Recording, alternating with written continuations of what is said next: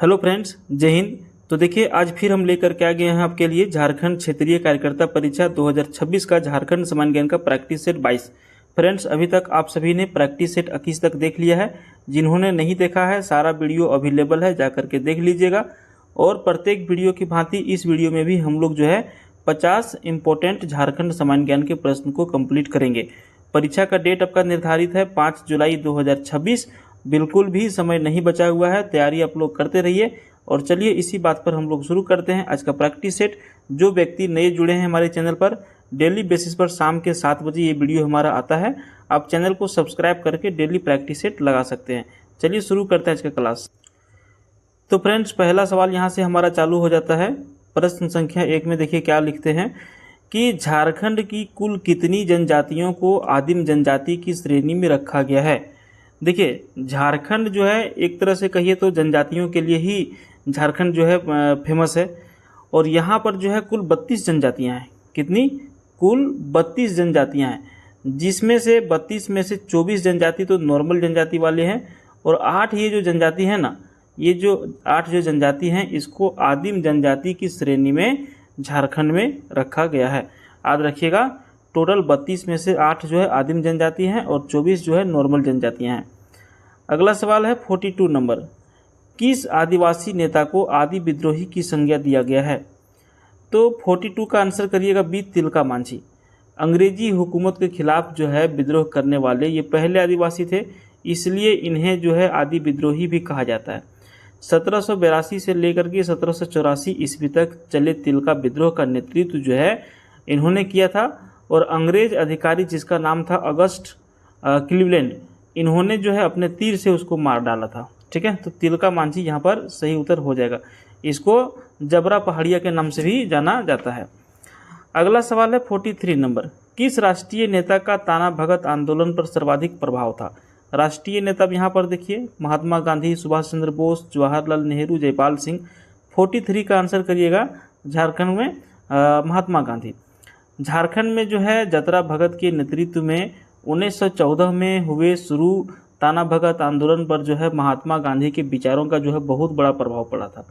और इसका प्रभाव जो है इस आंदोलन के अहिंसक स्वरूप में जो है देखा जा सकता है, क्योंकि ये जो आंदोलन हुआ था ताना भगत आंदोलन, ये अहिंसक आंदोलन था, हिंसक नहीं था। ठीक ना, तो महात्मा गांधी का बहुत बड़ा प्रभाव इसमें पड़ा था। 44 नंबर सवाल है कि रानी सर्वेश्वरी देवी का संबंध झारखंड के किस क्षेत्र से रहा है? 44 नंबर का आंसर करिएगा संथाल परगना से। 1781-82 में रानी सर्वेश्वरी देवी ने पहाड़िया सरदार के सहयोग से अंग्रेजों द्वारा दमनीय कोह बनाए जाने का विरोध किया और 6 जनवरी 1807 को भागलपुर जेल में इनकी मृत्यु हो गई थी। भागलपुर में ही तिलका मांझी को फांसी दिया गया था, याद रखिएगा।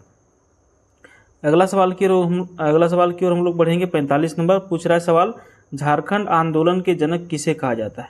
45 का आंसर कर दीजिएगा जे बर्थलमन। इनको जो है झारखंड आंदोलन के जनक माना जाता है। अगला सवाल है, झारखंड की जनजातियों में जनसंख्या के अनुसार सही अवरोही क्रम निम्नलिखित में से कैसे होगा?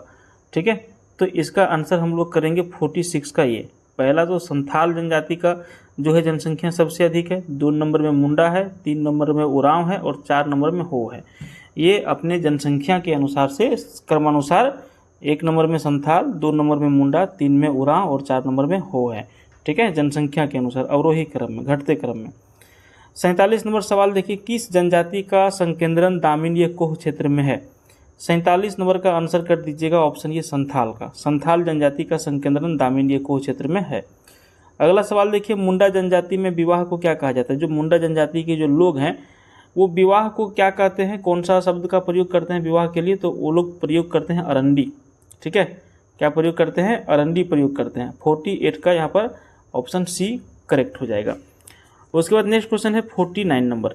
सवाल पूछ रहा है कि 2011 की जनगणना के अनुसार से झारखंड की किस जिले में सर्वाधिक जनसंख्या वृद्धि दर्ज की गई थी 2011 के अनुसार? आंसर कर दीजिएगा कोडरमा। यहाँ की जो है जनसंख्या दर वृद्धि किया गया था, माना गया, ये रिपोर्ट इसका था 43.42%। सबसे अधिक यहीं पे जो है दर्ज किया गया था। अच्छा, कोडरमा का बात आया तो आपको बता देते हैं, कोडरमा में पूरे विश्व की सबसे बढ़िया किस्म का जो अबरक मिलता है वो कोडरमा में मिलता है। ठीक है, और कोडरमा में एक तिलैया डैम भी है, आप लोग इसको याद रखिएगा। पूछा जाता है कि तिलैया डैम जो है कौन सा जिला में है, तो तिलैया डैम आपका कोडरमा जिला में ही स्थित है। अगला सवाल करेंगे 50 नंबर। सवाल पूछ रहा है कि झारखंड के प्रथम गैर आदिवासी मुख्यमंत्री रघुवर दास प्रथम कैबिनेट में किसके प्रभार में थे? 50 नंबर का करिएगा श्रम नियोजन। झारखंड के प्रथम गैर आदिवासी मुख्यमंत्री कौन बने थे? रघुवर दास बने थे। और यही एक मुख्यमंत्री अभी तक में है जिन्होंने अपना 5 साल का कार्यकाल पूरा किया और प्रथम कैबिनेट में ये जो है श्रम नियोजन के प्रभार में थे, प्रथम कैबिनेट में। ठीक है। 51 नंबर सवाल देखिए, बरनचीती किस भाषा की लिपि है? बरनचीती किस भाषा की लिपि है?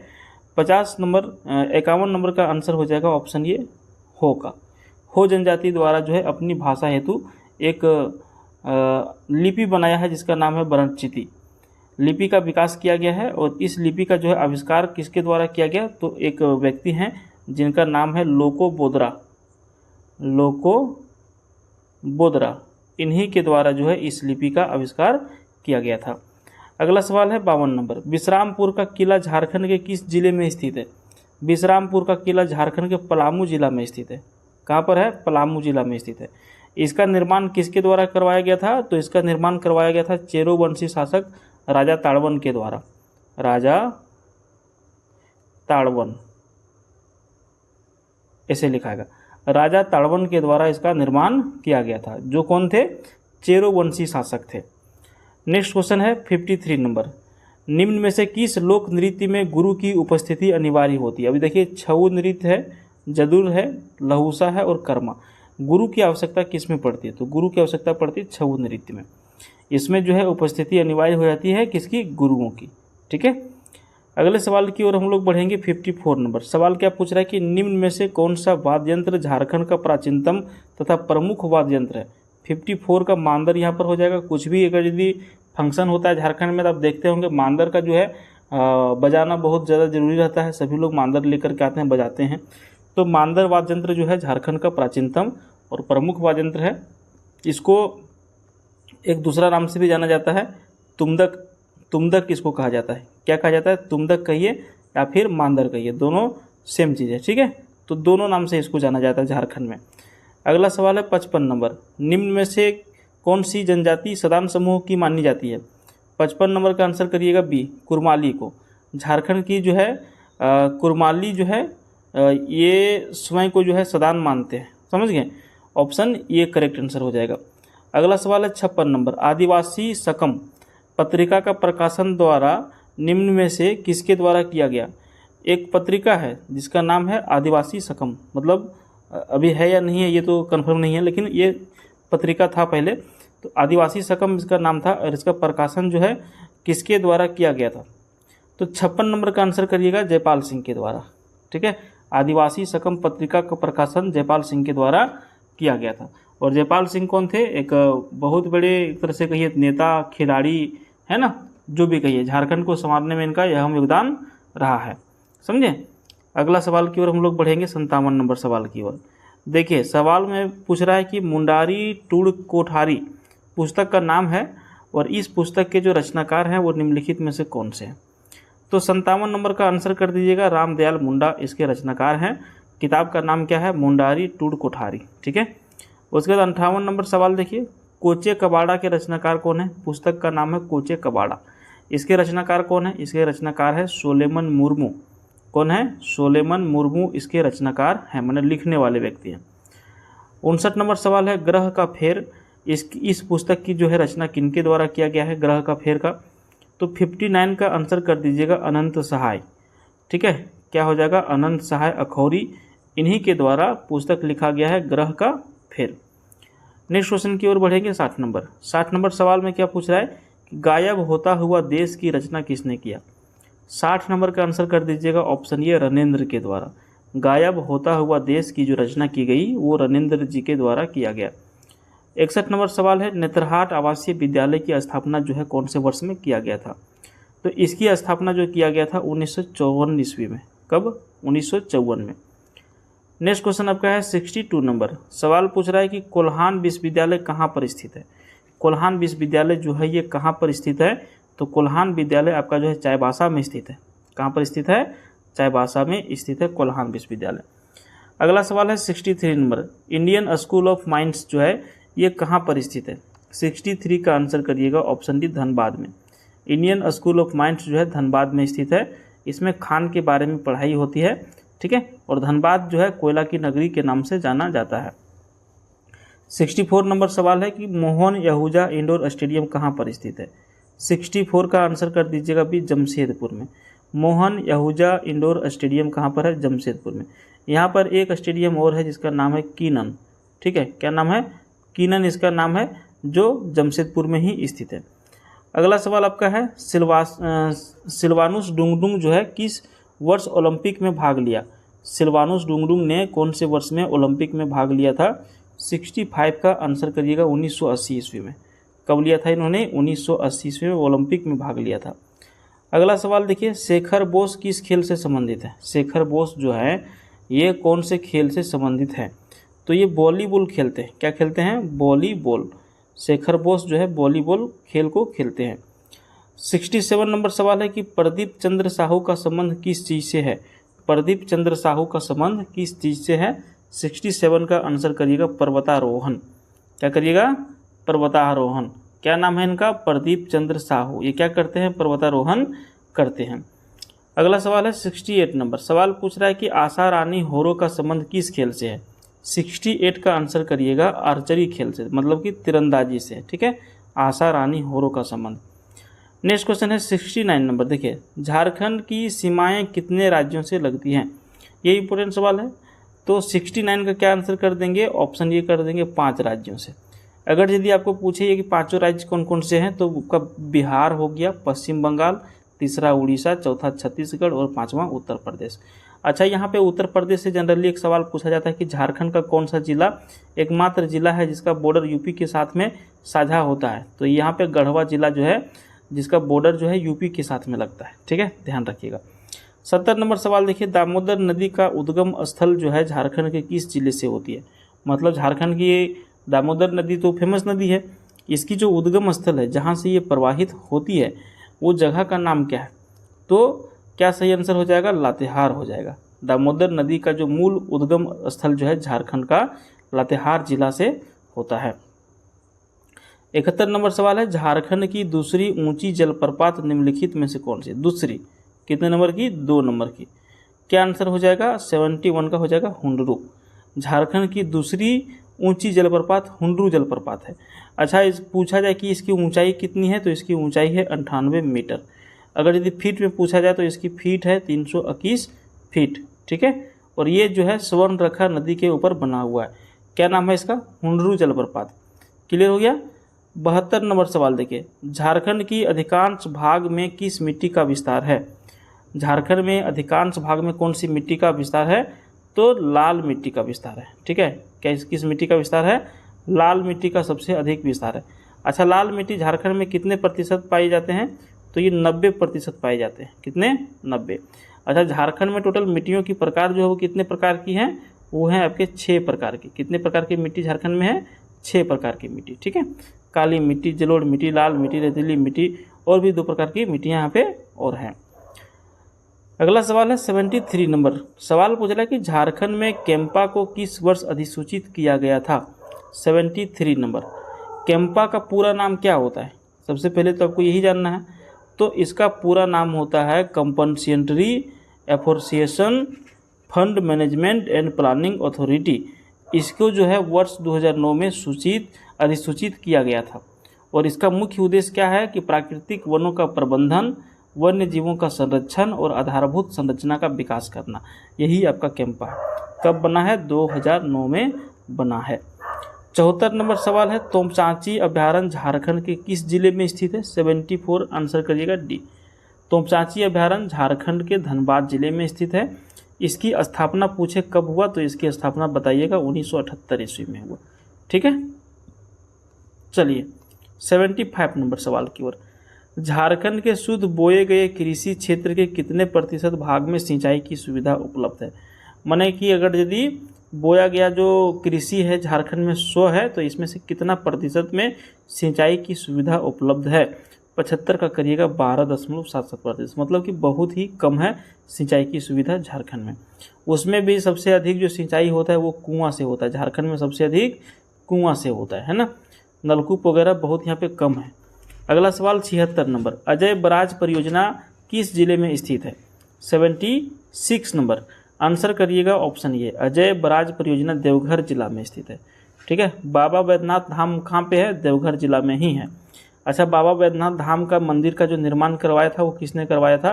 वो करवाया था पूरनमल ने, इनका नाम था पूरनमल। ठीक है, जो गिद्धौर के राजा थे उन्होंने ही बाबा वैद्यनाथ धाम मंदिर का निर्माण करवाया था।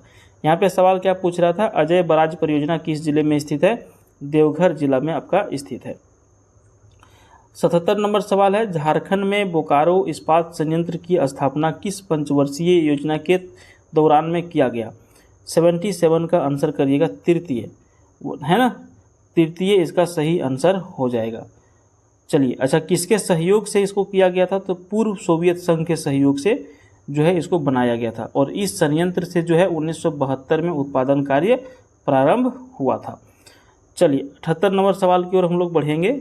78 नंबर सवाल पूछ रहा है कि जादूगोड़ा निम्नलिखित में से किस खनिज के लिए प्रसिद्ध है? जादूगोड़ा यूरेनियम के लिए ज़्यादा प्रसिद्ध है। 78 जादूगोड़ा यूरेनियम खनिज के लिए ज़्यादा प्रसिद्ध है। जादूगोड़ा जैसे नाम आवे यूरेनियम आप कर दीजिए आंसर, नो डाउट। 79 नंबर सवाल है, झारखंड में सखी मंडलों द्वारा निर्मित उत्पादों का बिक्री हेतु इनमें से किस नाम से आउटलेट खोले जाने की योजना है? ये सवाल पुराना है और ये योजना पूरा हो चुका है, अभी चल भी रहा है। पलास योजना, पलास रिटेल आउटलेट। ठीक है, 79 का सी। बहुत जगह देखते होंगे आप लोग, जाते होंगे विजिट करने के लिए दुकान, तो यहाँ पर जो है ना पलास का जो है एक आउटलेट बनाया रहता है, हर जगह पलास का प्रचार किया हुआ रहता है, वहीं से सारी महिलाएं अपना काम को करती हैं। अगला सवाल है 80 नंबर, प्रत्यार्पण एवं पुनर्वास नीति के तहत गठित स्क्रीनिंग समिति का अध्यक्ष किसे नियुक्त किया जाता है? 80 नंबर का आंसर करिएगा सी, पुलिस अधीक्षक को। ठीक है, प्रत्यार्पण एवं पुनर्वास नीति के तहत जो है गठित स्क्रीनिंग समिति का अध्यक्ष पुलिस अधीक्षक को नियुक्त किया जाता है। अच्छा, ये प्रत्यार्पण एवं पुनर्वास किन से संबंधित है? तो ये वैसे माओवादी से संबंधित है, वैसे माओवादी से संबंधित है जो अपना माओवादी वाला काम छोड़ करके जो है नॉर्मल ज़िंदगी जीना चाहते हैं, नॉर्मल लाइफ अपना जीना चाहते हैं, तो वो सरेंडर करना होता है उनको और फिर से वो नए जीवन अपना शुरुआत कर सकते हैं। समझें, यही है प्रत्यार्पण एवं पुनर्वास। 81 नंबर देखिए, नक्सलियों के लिए प्रत्यार्पण एवं पुनर्वास हेतु नई नीति किस वर्ष में लाया गया था? 81 नंबर का आंसर करिएगा 2015 में। राज्य सरकार द्वारा वामपंथी उग्रवादियों के प्रत्यार्पण एवं पुनर्वास नीति को अधिक आकर्षण बनाने के लिए प्रत्यार्पण एवं पुनर्वास नीति में 2015 में जो है इसमें संशोधन किया गया, हालांकि लाया गया था इसको 2009 में ही। ठीक है, उसके बाद है आपका 82 नंबर सवाल कि औद्योगिक नीति 2012 के अंतर्गत में भूमि अधिग्रहण करने तथा आधारभूत संरचना के विकास के लिए उत्तरदायी जो है कौन है? देखिए, औद्योगिक नीति, अगर यदि मान के चलिए कोई फैक्ट्री लगाना चाहता है बाहर का आदमी आकर के, तो उसके लिए क्या करना होगा? भूमि अधिग्रहण। भूमि अधिग्रहण का क्या मतलब हुआ? मतलब कि कोई एक विशेष एरिया, इतना बड़ा एरिया है मान के चलिए 400 एकड़ का। ठीक है, अब 400 एकड़ का यहाँ पे सारा सरकारी ज़मीन नहीं, मान के चलिए सरकारी ज़मीन है 200 एकड़। अब यहाँ पे 200 एकड़ जो है प्राइवेट ज़मीन है, आपका है, हमारा है, तीसरे का है, चौथे का। अब ये 200 एकड़ ज़मीन जो है इसको खरीदना पड़ता है। ठीक है, खरीदना पड़ता है, सरकार खरीदेगी किससे? जिनका ज़मीन है उनसे। तो इसी को कहा जाता है अधिग्रहण करना, अपने अंदर में इसको लेना। तो औद्योगिक क्षेत्रीय विकास प्राधिकरण में राज्य में जो है भूमि अधिग्रहण संस्था है, इसको अंग्रेजी में कहा जाता है इंडस्ट्रियल एरिया डेवलपमेंट अथॉरिटी। उद्यमियों और औद्योगिक क्षेत्रों को 30 वर्षों के लिए भी जो है उपलब्ध कराने का और नवीकरण करने का दायित्व भी इसी संस्था के पास है, अर्थात जो है इसको IADA के नाम से भी जाना जाता है। तो 82 नंबर का आंसर कर दीजिएगा आप लोग ऑप्शन ये, औद्योगिक क्षेत्रीय विकास प्राधिकरण। ठीक है, उसके बाद देखिए अगला सवाल आपका है, जिडको से क्या अभिप्राय है? JIIDCO, जिडको से क्या अभिप्राय है? 83 नंबर का आंसर करिएगा ऑप्शन ये, झारखंड औद्योगिक आधारभूत संरचना विकास निगम, इसका पूरा नाम है जिडको। ठीक है, इसका अंग्रेजी में कहा जाए तो जिडको का नाम सुनिएगा, यहाँ पे Jharkhand industrial infrastructure development corporation, इसका पूरा नाम है। ठीक है, अगले सवाल की ओर बढ़ेंगे हम लोग। 84 नंबर सवाल पूछ रहा है कि पुनर्स्थापन एवं पुनर्वास नीति के तहत किसे नोडल मंत्रालय बनाया गया? तो 84 नंबर का आंसर है पुनर्स्थापन एवं पुनर्वास नीति के तहत जो है राजस्व एवं भूमि सुधार को नोडल मंत्रालय बनाया गया था। ठीक है, तो ऑप्शन ये करेक्ट आंसर हो जाएगा। उसके बाद आपका 85 नंबर सवाल है कि राज्य के किस स्थान में एक विश्व स्तरीय इलेक्ट्रॉनिक विनिर्माण क्लस्टर का निर्माण किया जा रहा है या फिर किया जाएगा? 85 नंबर का करिएगा जमशेदपुर में। ठीक है, आंसर ऑप्शन बी हो जाएगा। 86 नंबर सवाल है हिंदुस्तान कॉपर लिमिटेड जो है कहाँ पर स्थित है? 86 हिंदुस्तान कॉपर लिमिटेड कहाँ पर स्थित है? आंसर करिएगा जमशेदपुर, यानी कि 86 का आपका हो जाएगा ऑप्शन ये पूर्वी सिंहभूम में। ठीक है, जिला पूर्वी सिंहभूम जमशेदपुर जगह में। 87 नंबर सवाल है कि राज्य आपदा विभाग का गठन झारखंड राज्य में किस वर्ष में किया गया? 87 का आंसर करिएगा सी 2004 में। ठीक है, झारखंड राज्य आपदा विभाग का गठन 2004 में किया गया था। अब झारखंड राज्य आपदा का मतलब क्या समझे? मान के चलिए कुछ भी कभी आपदा आ जाए, जैसे जनरली भूकंप आ गया, बाढ़ आ गया, सुखाड़ आ गया, तो ये सारे क्या है? आपदा है ना, ये कह के नहीं आते हैं। तो इसी का जो है एक समिति बनाया गया, इसका निर्माण किया गया 2004 ईस्वी में बनाया गया इसको। 88 नंबर सवाल है कि सिंदरी उर्वरक कारखाना जो है कैसी उपकरण है? 88 नंबर, सिंदरी उर्वरक कारखाना जो है केंद्र सरकार की है। किसकी है? केंद्र सरकार की है, किसी भी प्राइवेट या फिर राज्य सरकार या फिर निजी की नहीं है, केंद्र सरकार की है ये। 79 नंबर सवाल, यहाँ पे 89 होगा। 89 नंबर सवाल आपका है JIADA की स्थापना किस वर्ष में किया गया? 89 नंबर। ठीक है, अच्छा JIADA का पूरा नाम क्या हो जाएगा? पहले इसका फुल फॉर्म समझ लीजिए। J से झारखंड, I से इंडस्ट्रियल, A से एरिया, D से डेवलपमेंट और A से अथॉरिटी। ठीक है, Jharkhand industrial area development authority, इसकी स्थापना 1974 में किया गया। ठीक है, इसकी स्थापना कब किया गया? 1974 में किया गया। और आपका अगला और अंतिम सवाल आपका है, सवाल क्या पूछ रहा है कि मुख्यमंत्री सुकन्या योजना की शुरुआत कब हुई? 90 नंबर का आंसर करिएगा बी 24 जनवरी 2019 को। झारखंड में इसकी जो शुरुआत हुई वो 24 जनवरी 2019 को चाईबासा से मुख्यमंत्री रघुवर दास के द्वारा इसको प्रारंभ किया गया था। समझ गए? अच्छा, इसका मंजूरी कब मिला था? इसको मंजूरी मिला था कैबिनेट में 3 जनवरी 2019 को, और लागू कब हो गया? 24 जनवरी 2019 को। ठीक है, तो फ्रेंड्स आपने यहाँ पर जो है इस प्रैक्टिस सेट में 50 इंपॉर्टेंट सवाल को कंप्लीट कर लिया। अगला पार्ट अगर जब देखना चाहते हैं इसका, तो चैनल को अभी ही सब्सक्राइब करिए और पास वाले बेल आइकन को प्रेस करिए। धन्यवाद।